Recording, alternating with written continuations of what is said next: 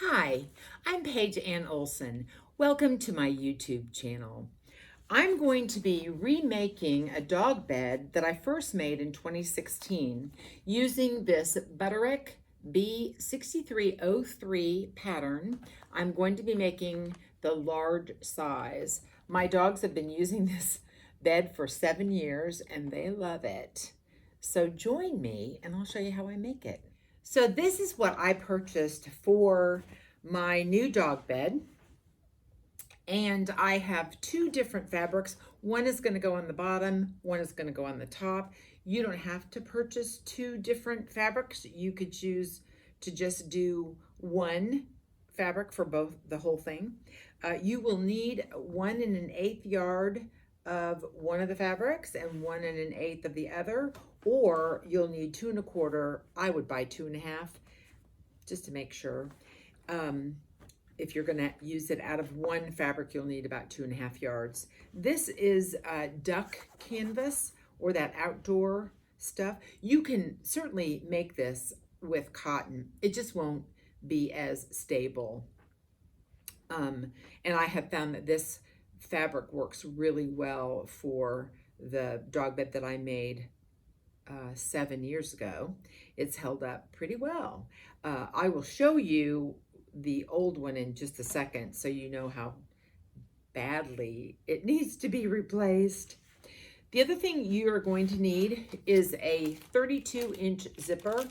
So you can actually use two 16-inch zippers. It's a little bit trickier to do that, but I like these continuous zippers, and that way I can cut them to the size that I need. And I picked out this kind of squash color. I thought that'd be cute with that. And then the interfacing that you're going to need, we're going to actually iron the interfacing on both the top and the bottom on the wrong sides of the fabric. And this is called, I can't read it, I have to put my glasses on. This is called EK130 Pellon, and it's called Easy Knit, and it's a fusible on one side. And it stretches really nicely. So it's a perfect interfacing for a dog bed. So I promised you I would show you the old dog bed. Of course, my dogs are going to have trouble kind of getting used to a new one because, you know, they like the smell of the old. So here is my embarrassingly nasty old dog bed. Here's one side, and then here's the other side. This actually goes in my living room. So I was really mindful about the right fabric.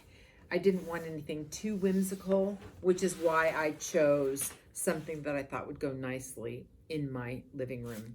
You know, this time when I make this, I actually might make a backup too, so that when I take one off to be washed, I can put another one on and they can still continue to use it.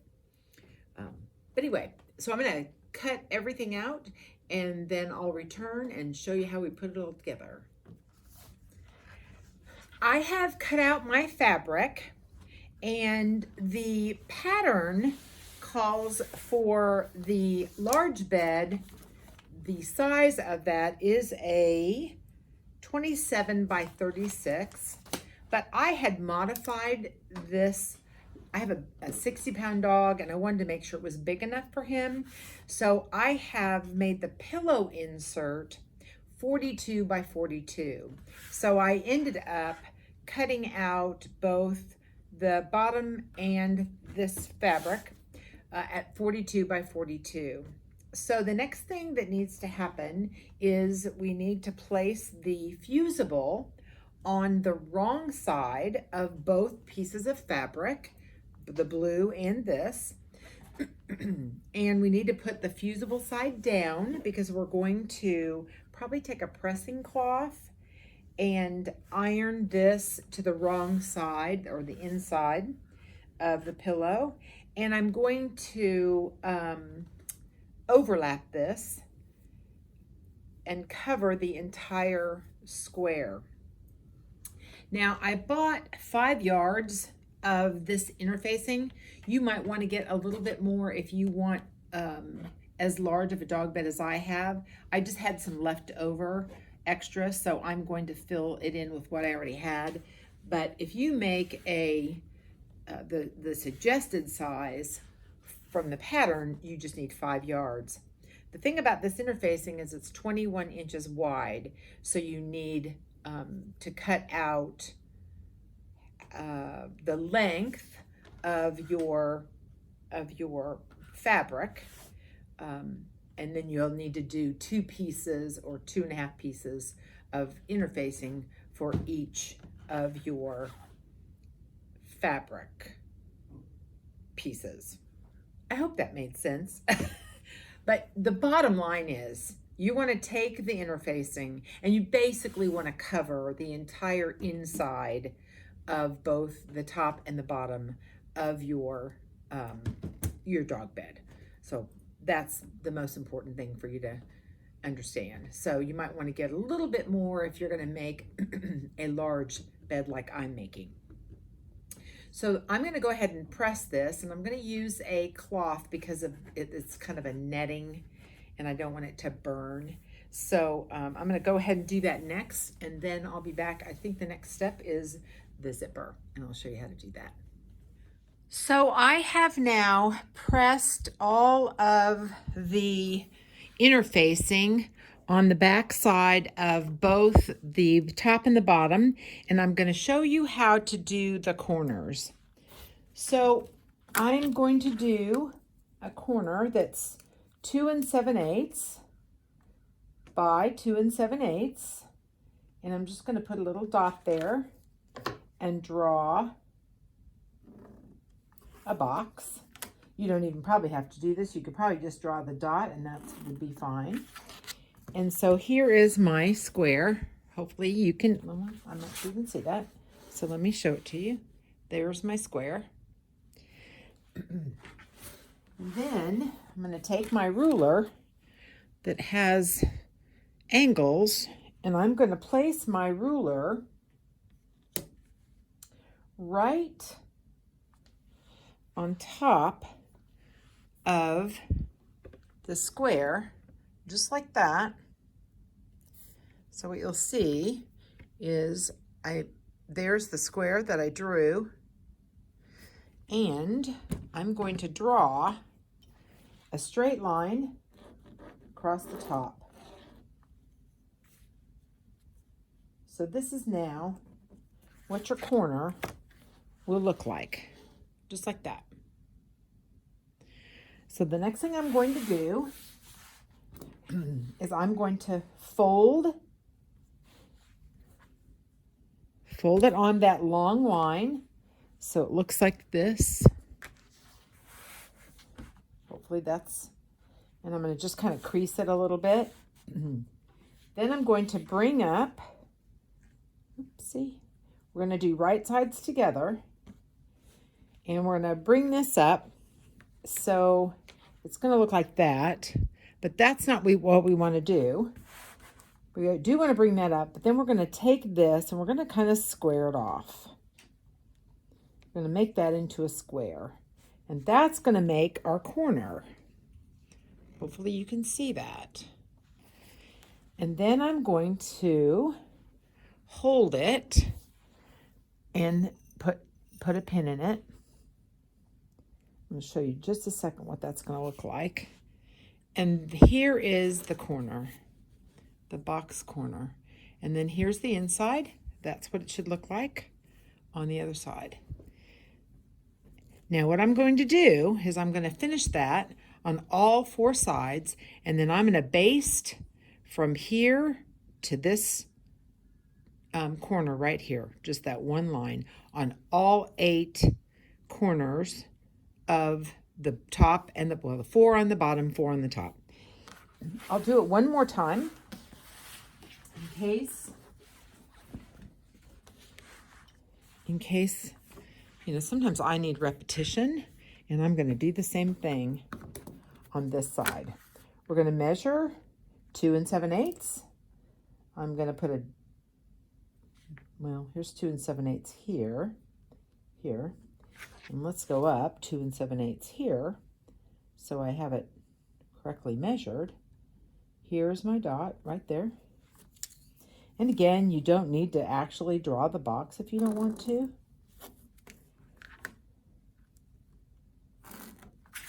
But there's your corner. And it's basically a 2 7/8 square. And then I'm going to take my ruler and I'm going to place it right over the that box, so the box is even. What I'm trying to do is get a really nice straight line that's angled, because that's how we're gonna get our corner right there. Okay, so then I'm going to wrong sides together, flip this up, and I'm going to kind of crease it with my fingers like that. This is what it should look like, just like that. And now I'm going to bring this up right here, and I'm going to make it so that the top right here is straight across. And then just press it with my finger, stick a pin in there, just like this. And there's my corner, just like that. So I'm going to press it first, and then I'm going to baste all 4 of these corners, and then I'll be back and I'll show you how to put the 2 pieces together. So this is what our corners should now look like. We're going to put right sides together. This is what they should look like after they've both been basted. We'll rip those out later. So we're going to put right sides together, matching these corners, and we are going to pin that just like that. I guess I should put my pins a little closer. That way you can really see.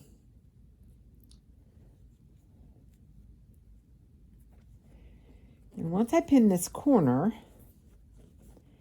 we are just going to stitch between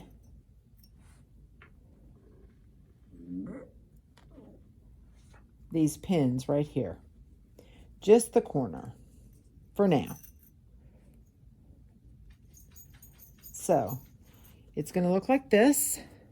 And we're just going to take a stitch from this corner of where the fold is right there, all the way over to this fold. Just overlap it just a little bit. We're going to do that on all 4 sides, and I'm going to do a 1/4 inch seam allowance on all 4 corners. And then I'll be right back and show you what we're going to do next. So here are the corners. They have been sewn together. That's what it's going to look like, just like that. And if you flip it over, this is what it's supposed to look like. There's going to be your corner, and your pillow form is going to go right inside of there. So we need to put the zipper on. That's the next step. And I'm going to show you how we do that. I need to go around to the other side of the table, hopefully, so you can see what I'm doing. And I have already marked on one of these on this flat side here. You can pick either side. I have put 2 little dots or squares 28 inches apart, and that is my beginning and stopping point for the next step, which is a basting stitch in between those 2 squares right here. And then when we come back after the basting, we'll open it up and then lay our zipper down on top of that seam that we're going to create with that basting stitch. And the seam allowance for the basting stitch is going to be a 5/8 of an inch seam. So as soon as I get that sewn up, I'll show you how the next part works. Here is my basted seam, and I have prepped my zipper, and I'm going to place my zipper face side down, and I'm going to attach it with some pins and try to put the teeth right over the center part of that seam, and take out my zipper foot and sew the zipper into the pillow top. And then as soon as I get that done, I will be right back and show you the next step. So I have put my zipper, sewn my zipper all the way around, and I reinforce it at the bottom and the top. And now I'm going to turn this wrong sides together and take out that basting stitch and reveal the hopefully centered zipper. I have a little bit of extra fabric on one of the corners. I'm going to have to ease that in, but since it's on the corner, it'll be okay because the corner has a little bit of fullness anyway, so I think it'll be fine. And you know, it's just got like 1/2 inch of extra fabric. And so, all right, so I'm going to go ahead and take this basting stitch out, and I'll show you the revealed zipper, and then what we do, basically what we have left to do, which is just sew up the sides. And I'm going to use my serger to do that. If you have a serger, I recommend it. And the reason I recommend it is because this fabric frays so easily. But if you don't have a serger, just use a zigzag stitch around the edge, but I'll show you that when I get back. I have my zipper in, like I told you earlier. I have gone ahead and taken the basting stitch off of it, so the zipper is now exposed on the right side. So I've turned it right sides together because we've got a little bit of work to do. We want to trim the ends of each side of the zipper, and then there's a small little seam from the zipper to the corner of the dog bed that needs to be, on your regular sewing machine, needs to be sewn. It's that little, literally it's like 2 inches, and you're going to sew that together. And then what I'm going to do once I'm done with both of those small little seams on either side of the zipper, then I'm going to serge the other 3 sides of the dog bed, and the dog bed will be done. I have set up my serger, and I have done a 3-thread overlock because it gives me a nice finish on the inside, and I like how it looks when you turn the dog bed wrong sides together. I like how it makes a really nice seam.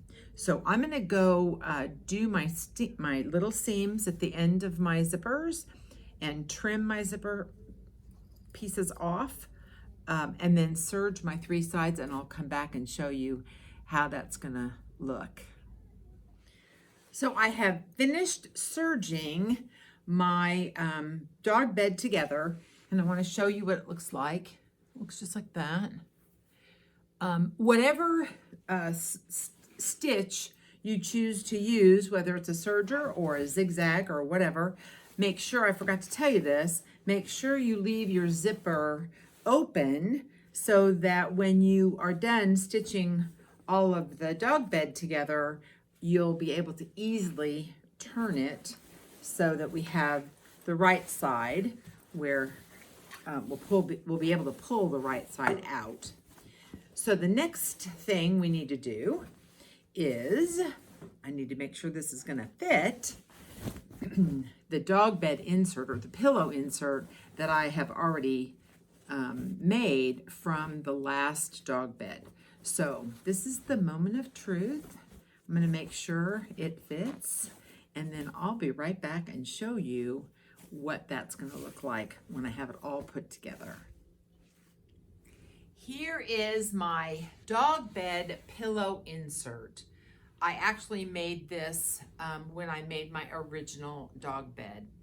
And if you don't know how to make one of these, I have instructions for a pillow insert in an earlier video. It's for a much smaller pillow, but the concept is exactly the same. And the difference between my old pillow form in my video and this one would be I boxed the corners on this pillow form. And there's another video, I believe it's called Box Corner Bag, that tells you how to do box corners. And I just used Kona cotton is the outer shell, and then I stuffed it with poly fiberfill, the loose kind of stuff, but you can stuff it with whatever you want to. You can put rags in it if you want to. And then I just hand stitched the opening once I turned it out and I stuffed it. So hopefully that makes sense. And I will come right back and show you what the whole thing looks like put together. So here is our completed dog bed. This is the pretty side that's going to go in my living room. And then here is the, you can kind of see the zipper, and here is the other side. So now I'm ready to put this up in my living room and let my dog sleep on it. If you like this video or learned something, please give me a thumbs up, a like, subscribe to my channel, and leave comments. I'd love to hear from you. What's under your needle today?